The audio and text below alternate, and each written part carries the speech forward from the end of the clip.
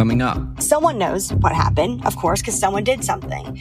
So she's just really hoping that if she keeps Jerry Brown and his name out there, that someone eventually will just admit to what they know. For Vault Studios, I'm Reed Redmond. You're listening to The Daily Crime.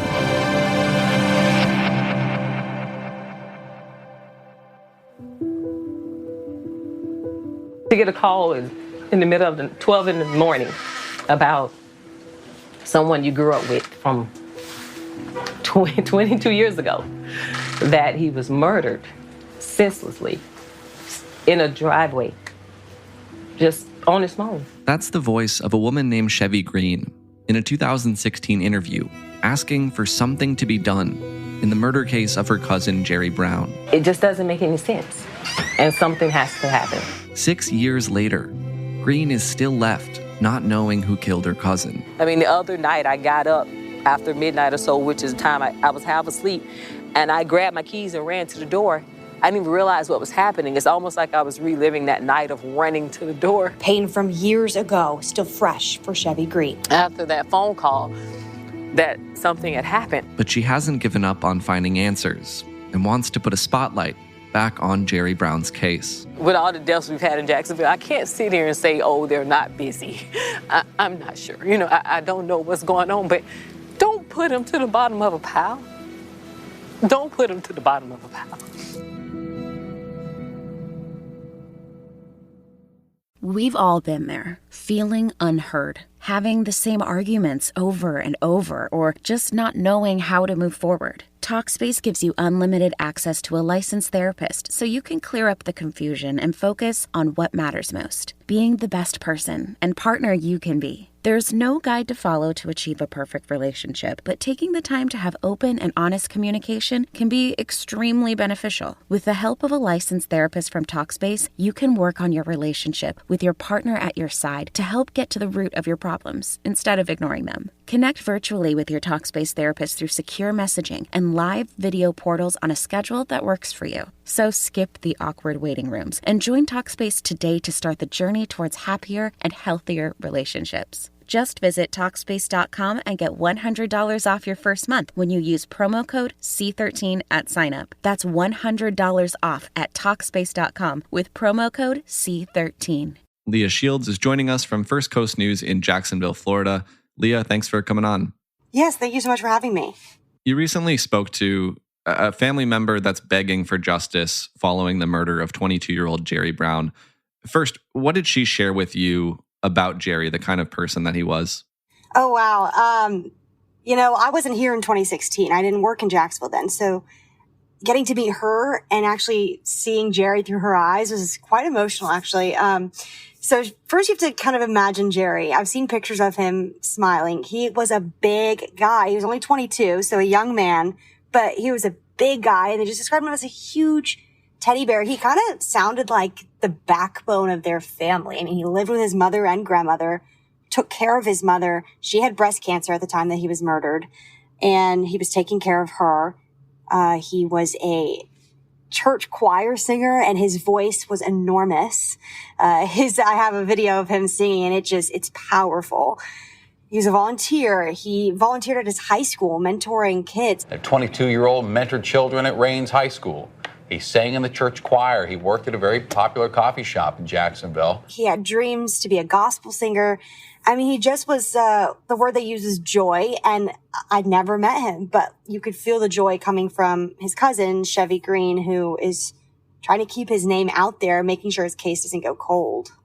I've seen some of the photos you mentioned there in your reporting. I know you've shared some on social media.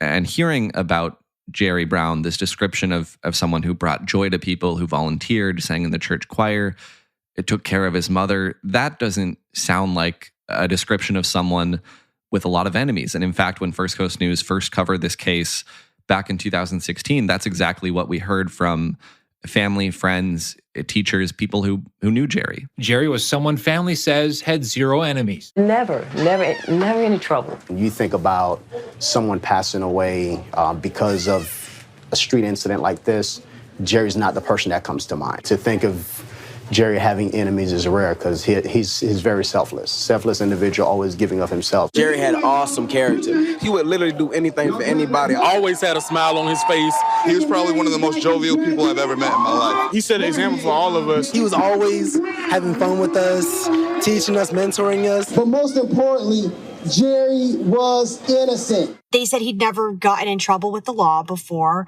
that he was overall just like an amazing guy. And he's only 22, so young, but people had all these lasting memories of him, all these lasting impressions of him, even if it was just a customer at the cafe that he worked at, which was his family's cafe.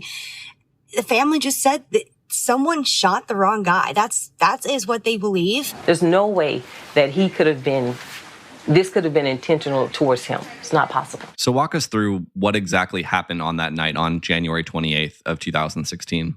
So earlier that day, he's at choir practice. He went over to a friend's house, helped them paint the wall of their child's bedroom. But then he goes to his aunt's house. He's a family guy. He's always at his family's house. And he goes to leave to go home, which, like I said, he lives with his mother and grandmother. And I was told that he was on the phone with either a friend or a family member, but he's also texting. So he was sitting in his car out front in the driveway. The car's on, getting ready to leave, kind of sending those last minute text messages so you don't have to text and drive, right?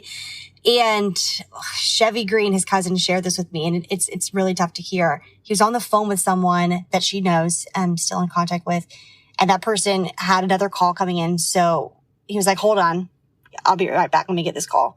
And when the guy dialed back in, got him back, was like, he said, Jerry, and he said all he heard was gurgling.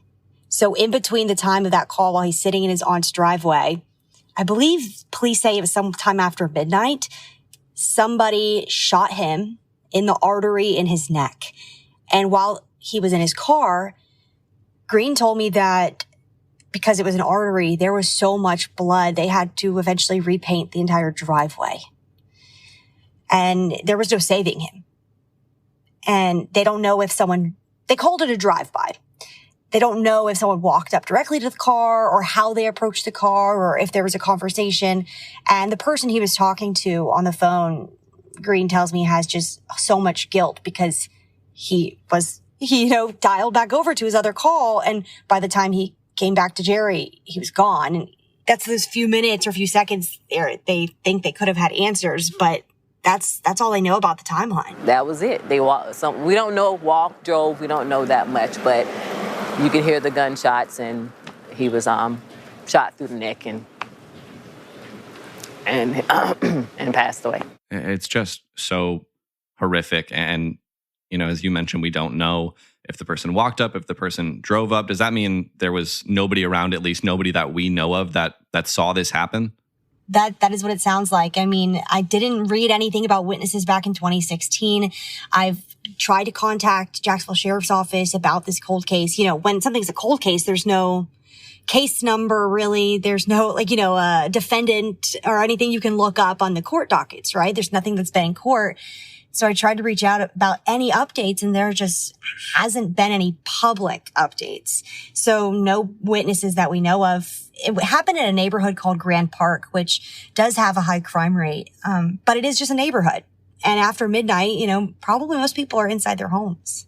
Despite what you might believe, your weight is not your fault, even if you've been trying to lose weight for years. Meet Calibrate, the science-backed program that proves sustainable weight loss does not come from yo-yo dieting, calorie counting, or willpower. It's all about biology. The Calibrate program works differently by addressing metabolic factors with FDA-approved doctor-prescribed medications and one-on-one face-to-face coaching for food, exercise, sleep, and emotional health. Real support, not chatbots. We partner with you to help you take control of your weight and your health with tiny tweaks that lead to real results. In fact, our earliest Calibrate members lost 14% of their body weight on average. Fight biology with biology. Get $50 off Calibrate's 1-year metabolic reset when you use code SAVE50 at joincalibrate.com. Visit joincalibrate.com to see if you're eligible and use code SAVE50. The Lexus NX is crafted to take on the modern adventure called life. Alexa,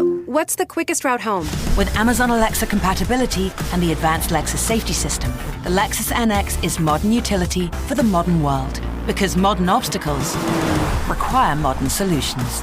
Experience amazing at your Lexus dealer.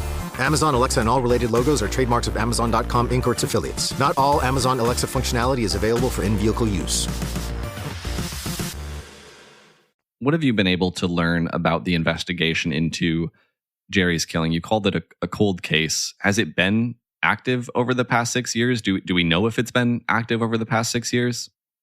You know, I don't know if there is actively a detective on this case. I did email the right people with JSO. I actually even reached out to the state's attorney's office, unsure, who might have this in their hands, and I haven't heard back. The cousin, Chevy Green, has kind of been the advocate for the family since Jerry's mother died, actually, about 6 months after he was murdered. So she's really been the advocate. And she said at one point she was calling every day for updates. But then the last thing she heard was 2019. That was the last time she's heard any updates from police. And she found out in 2019 that the original detectives actually were no longer in the homicide unit. So I was trying to figure out who has this case. And it's unfortunately that it's just, I'm not getting much information, and neither is the family. You've been out to the home where this happened, the driveway where Jerry was killed. What was that experience like? It's just another Jacksonville neighborhood. And, the aunt, she knew I was coming to get some video and was perfectly okay with that. But she does not want to speak about this. It's really traumatizing for this family. But yeah, it's just another neighborhood. It doesn't, I don't know, carry the weight. It doesn't carry the weight of this story, And I think that's what the family sometimes fears, is that things like this can be so easily forgotten. And that's why they want to remind people, come on, someone come with answers, because this happened. And Green did tell me they did have to repaint the driveway because of the blood. And the fact that her family's still living in that house is just, they're resilient, because I don't know if I could do it. The word you used was traumatizing. My heart goes out to any family that's in this situation of, on the one hand, wanting to bring attention to an unsolved case, but also knowing that doing that means speaking about something that is traumatic to them. I can't imagine how difficult it must be for Chevy Green to keep talking about this, even now 6 years later. But it sounds like she doesn't intend to stop until we know what happened. Yeah, and there's a reason for that. That's because, so Jerry, when he was murdered, he was taking care of his mother who had breast cancer. And Chevy told me that his mother ended up dying of breast cancer about 6 months after his murder. And her dying wish, she told Chevy, please get justice. We need answers. So this is a really heavy weight on her. She still has PTSD from that night. She told me on the 6th year anniversary, which was just this past January 28th, that she woke up at midnight and started running for her car, grabbed her keys and everything, and then realized, wait a second, it's not that night. She literally went right back to that night in 2016. So she's carrying the weight of this on her shoulders, and I don't think she's going to stop until she gets answers. And I don't know how long that will take. With any case like this where there's just so little information, it's so hard to know what it's going to take to get it moving in the right direction. What does Chevy Green think it'll take to get this solved someday? Right now, she doesn't even know who's on the case. That's the issue. So she's really hoping. There's a new sheriff race coming up, a sheriff election coming up. She's hoping maybe she can put some pressure on that race, and maybe if there is a new sheriff, she's hoping maybe that sheriff will take this case and run with it a little bit more. She really knows it's up to the community. It's up to someone knows what happened, of course, because someone did something. So she's just really hoping that if she keeps Jerry Brown and his name out there, that someone eventually will just admit to what they know. For anyone in the Jacksonville area who does know something, where can they direct that information? I would call Crime Stoppers. That's usually the best source. You can report anonymously as well. That's 1-866-845-TIPS. You, of course, can call the sheriff's office. They have a non-emergency line. I mean, heck, you could reach out to Chevy Green if you know something. I'm sure she'll report it for you if you need to, but definitely call Crime Stoppers. Leah Shields with First Coast News in Jacksonville, Florida. Thanks for sharing this story. Yeah, thank you so much for allowing me to share it. The family, by the way, said they were in tears knowing that this would be talked about more and that his name will continue to be circulating. And thank you for listening to this episode of The Daily Crime. We're right here with a new one every day of the week, Monday through Friday. So make sure if you haven't already, you're subscribed to or following the podcast wherever you're listening right now. If you're looking for more podcasts, you can head over to voltstudios.com for a full list of our shows that includes our weekly podcast, True Crime Chronicles. That'll do it for this one. Until next time, for Vault Studios, I'm Reed Redmond.